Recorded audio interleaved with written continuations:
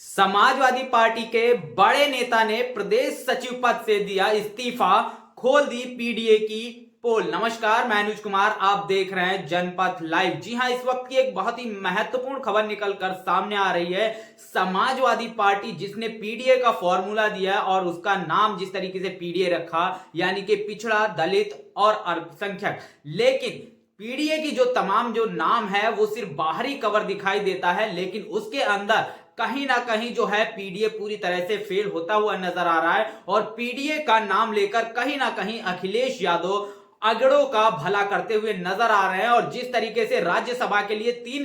कैंडिडेटों की उन्होंने लिस्ट जारी की, नाम अनाउंस किए, और उसको लेकर लगातार समाजवादी पार्टी के लोग ही अखिलेश यादव का विरोध करते हुए नजर आ रहे हैं। सबसे पहले जिस तरीके से आपने देखा, स्वामी प्रसाद मौर्य ने इस पूरे मामले को लेकर अपना इस्तीफा दिया और उन्होंने साफ तौर पर कह दिया कि अगर मैं समाजवादी पार्टी के अंदर हूं तो मेरे अपने बयान निजी बयान कैसे हो जाते हैं, वो पार्टी के बयान क्यों नहीं होते। वहीं दूसरी तरफ आपने देखा, पल्लवी पटेल ने साफ तौर पर अखिलेश के पीडीए की पोल खोल दी है और उन्होंने साफ तौर पर कह दिया कि जिन कैंडिडेटों के आपने नाम अनाउंस किए, जिसमें जया बच्चन, आलोक रंजन, इस तरीके के कैंडिडेट हैं, और रामजी रंजन, ये लोग हैं, इनको मैं वोट नहीं दूंगी, इस तरीके की बात उन्होंने कह दी है। और उसके बाद समाजवादी पार्टी को एक और बड़ा झटका लगा है। समाजवादी पार्टी के उत्तर प्रदेश के प्रदेश सचिव के गौतम, यानी कि कमलकांत गौतम ने पार्टी के प्रदेश सचिव पद से इस्तीफा दे दिया है और बड़ा आरोप अखिलेश यादव पर लगा दिया है। लेकिन वो पूरी बात करने से पहले जान लेते हैं ये के गौतम है कौन। के गौतम इससे पहले बहुजन समाज पार्टी में हुआ करते थे और बहुजन समाज पार्टी में वो एक बड़े और कद्दावर नेता माने जाते थे। के गौतम की अगर बात किया जाए तो इनको आपने साफ तौर पर देखा होगा, कई मंडलों का कोऑर्डिनेटर बनाया गया, जिसमें कानपुर, लखनऊ, इलाहाबाद जैसे मंडलों के ये कोऑर्डिनेटर थे। और इसके साथ ही साथ बहुजन समाज पार्टी की सरकार में वित्त और समाज कल्याण मंत्री रह चुके हैं। और इन्होंने बहुजन समाज पार्टी को छोड़ने के बाद में अपनी एक पार्टी बनाई और उस पार्टी का विलय इन्होंने समाजवादी पार्टी में कर दिया। समाजवादी पार्टी में शामिल हुए और उसमें अपनी पूरी पार्टी का जिस तरीके से इन्होंने विलय कर दिया। लेकिन ये साफ तौर पर आपने देखा होगा, इनको ऐसा कुछ वहां पर नहीं मिला। समाजवादी पार्टी की तरफ से उस तरीके से महत्व नहीं दिया गया, उस तरीके से कोई काम नहीं दिया गया। और उसकी इन तमाम रणनीतियों से समाजवादी पार्टी की पीडीए की जो रणनीति रही, उस रणनीति का पोल खोलते हुए इन्होंने अपने प्रदेश सचिव पद से इस्तीफा दे दिया है। और इन्होंने कहा है कि इस पीडीए की जो बात अखिलेश यादव कर रहे हैं, उस पीडीए के तहत कोई काम ही नहीं किया जा रहा है। पीडीए जैसा समाजवादी पार्टी में कुछ नहीं है। इसके साथ ही साथ उन्होंने स्वामी प्रसाद मौर्य के लिए भी कुछ कहा है। आइए सबसे पहले जानते हैं उन्होंने क्या कुछ कहा है, वो बात कर लेते हैं। तो ये कमलकांत गौतम जी लिखते हैं, आप प्रदेश सचिव समाजवादी पार्टी उत्तर प्रदेश आपने बनाया, इस सम्मान के लिए आपका बहुत बहुत धन्यवाद। आज तक मुझे कोई महत्वपूर्ण जिम्मेदारी नहीं सौंपी गई, इनको कोई महत्वपूर्ण जिम्मेदारी नहीं सौंपी गई, जबकि बहुजन समाज पार्टी की सरकार में ये वित्त और समाज कल्याण के मंत्री रहे, समाज कल्याण विभाग के मंत्री रहे। उसके साथ साथ कई राज्यों के उनको कोऑर्डिनेटर भी बनाया गया, लखनऊ, कानपुर, इलाहाबाद जैसे मंडलों का इनका कोऑर्डिनेटर भी बनाया गया। और बड़े नेता माने जाते थे, कद्दावर नेता बहुजन समाज पार्टी के अंदर माने जाते थे। बहुजन समाज पार्टी को छोड़ने के बाद इन्होंने अपनी पार्टी बनाई और उसके बाद समाजवादी पार्टी में गए और समाजवादी पार्टी के अंदर इन्होंने अपनी पार्टी का विलय कर दिया। और आज उसी समाजवादी पार्टी पर बड़े आरोप लगाते हुए अपने प्रदेश सचिव पद से इस्तीफा दे दिया, और ये कहते हुए कि उनको किसी भी तरीके की कोई जिम्मेदारी ही नहीं दी गई। और कहते हैं बिना किसी जिम्मेदारी व जवाबदेही के पार्टी का जनाधार नहीं बढ़ाया जा सकता। मैं सदैव सामाजिक परिवर्तन के संघर्ष में हमेशा हिस्सा रहा हूं। मान्यवर कांसीराम पेरियार, ललाई सिंह यादव के संपर्क में आने पर एवं बाबा साहब भीमराव अंबेडकर के विचार से प्रभावित होकर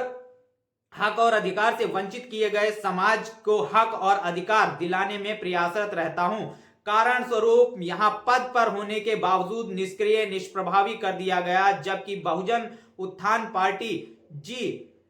भारतीय निर्वाचन आयोग के राजनीतिक दल के रूप में पंजीकृत राष्ट्रीय अध्यक्ष की हैसियत से लगभग 600 से अधिक छोटे बड़े पदाधिकारियों के साथ आपकी उपस्थित समाजवादी पार्टी ज्वाइन किया और अपनी पार्टी 8 जनवरी 2019 उपरोक्त पार्टी का विलय भी इन्होंने किया और इनकी पार्टी का नाम था बहुजन उत्थान पार्टी। और इनका इन्होंने जिस तरह के बता रहे 8 जनवरी 2019 को इन्होंने अपने 600 कार्यकर्ताओं के साथ समाजवादी पार्टी में इन्होंने विलय भी कर दिया। इधर माननीय स्वामी प्रसाद मौर्य जो सपा के राष्ट्रीय महासचिव के साथ जो भेदभाव व पक्षपातपूर्ण पार्टी द्वारा उपेक्षा की गई, उससे हम सब बहुजन समाज आहत हुए हैं। अतः मैं महत्वहीन पद पर रहने का कोई औचित्य नहीं समझता हूं और कारण स्वरूप इन्होंने समाजवादी पार्टी के प्रदेश सचिव के पद से इस्तीफा दे दिया है। तो जिस तरीके से आपने देखा अखिलेश यादव का जो पीडीए है वो एकमात्र दिखावा है और कहीं ना कहीं इस पीडीए का नाम लेकर अखिलेश यादव पीडीए के तमाम जो समाज आता है, चाहे वो पिछड़ा हो, दलित हो और अल्पसंख्यक समाज हो, उस समाज के साथ जिस तरीके से धोखाधड़ी अखिलेश यादव करते हुए नजर आ रहे हैं, उससे आप साफ तौर पर देख सकते हैं कि तमाम उनकी पार्टी के जो नेता हैं, तमाम उनकी पार्टी के जो पदाधिकारी वो खुद अखिलेश यादव के विरोध में उतर गए हैं। लेकिन अखिलेश यादव उस पूरे मामले पर कोई भी टिप्पणी देते हुए नजर नहीं आ रहे हैं। अखिलेश यादव कह रहे हैं कि आगे भी तो पद आएंगे, लेकिन अखिलेश यादव की बात किया जाए, समाजवादी पार्टी की बात किया जाए, उसने कभी भी पीडीए के लिए कोई काम ही नहीं किया। इस तरीके का बयान जिस तरीके से के गौतम यानी कि कमलकांत गौतम का आया है और इनका कहना है कि मैं अपने 600 का जो है पदाधिकारियों के साथ में पार्टी ज्वाइन किया, अपनी पार्टी का आपकी पार्टी में विलय किया, लेकिन फिर भी आपने मुझे उस तरीके की कोई जिम्मेदारी ही नहीं दी और बिना जिम्मेदारी के जो मैं सामाजिक हित के लिए काम करता हूं वो मैं कैसे करूं, मुझे निष्क्रिय और निष्प्रभावी आपने बनाने का काम किया। इस तरीके के बड़े आरोप लगाए और इसके साथ ही साथ उन्होंने स्वामी प्रसाद मौर्य जी के साथ में जो समाजवादी पार्टी के अंदर जो भेदभाव पूर्ण जो रवैया रहा उस पर भी बड़े सवालिया निशान खड़े किए हैं और साफ तौर पर है अखिलेश यादव को बड़ा झटका जो लगा है। और यही जो कमलकांत गौतम है, ये इससे पहले बहुजन समाज पार्टी में हुआ करते थे, इनको वित्त और समाज कल्याण विभाग का मंत्री बनाया जाता है, इनको कई मंडलों का कोऑर्डिनेटर बनाया जाता है, कद्दावर कोऑर्डिनेटर माने जाते हैं और बहुजन समाज पार्टी को छोड़कर ये अपनी एक पार्टी बनाते हैं बहुजन उत्थान पार्टी और उस पार्टी के बनाने के बाद समाजवादी पार्टी के संपर्क में आते हैं और समाजवादी पार्टी में जिस तरीके से अपनी पार्टी का विलय कर देते हैं, लेकिन उसके बाद जिस तरीके से इनकी जो एक समाजवादी पार्टी की तरफ से जो इनके तरफ एक रवैया रहा है, इनको निष्प्रभावी और निष्क्रिय करने का जो काम किया गया है, उससे ये कहीं ना कहीं दुखी होकर इन्होंने समाजवादी पार्टी के प्रदेश सचिव पद से इस्तीफा दे दिया है। बड़ी बात निकलकर सामने आ रही है और पीडीए की जो पोल, जो अखिलेश यादव जिस पीडीए की बात करते हैं उसमें पीडीए जैसा कुछ भी नजर नहीं आता। पीडीए की पोल लगातार समाजवादी पार्टी के लोग खोलते हुए नजर आ रहे हैं और इसको लेकर तमाम जो लोग हैं लगातार बयान देते हैं और अखिलेश यादव भी पीडीए की खुद जो परिभाषा है उस परिभाषा पर खड़े होते हुए नजर नहीं आते। कभी उसको पिछड़ा, दलित और अल्पसंख्यक बताते हैं, कभी उसे पिछड़ा, दलित और अगड़ा बताते हैं, लेकिन जब ये विधान राज्यसभा में जब नाम नामित करने की बात आती है तो कहीं ना कहीं एक दलित को लेते हुए बाकी सभी जिस तरीके से अगड़ों की मदद करते हुए नजर आते हैं और उस दलित का भी उस राज्य जिस तरीके से नाम नामित किया उसका चयन होना मुश्किल है, क्योंकि अखिलेश यादव के पास में 3 वोटों की कमी है और सबसे पहले जया बच्चन, आलोक रंजन के चयन होने के बाद नंबर आएगा रामजी लाल का और रंजन का और उनके बाद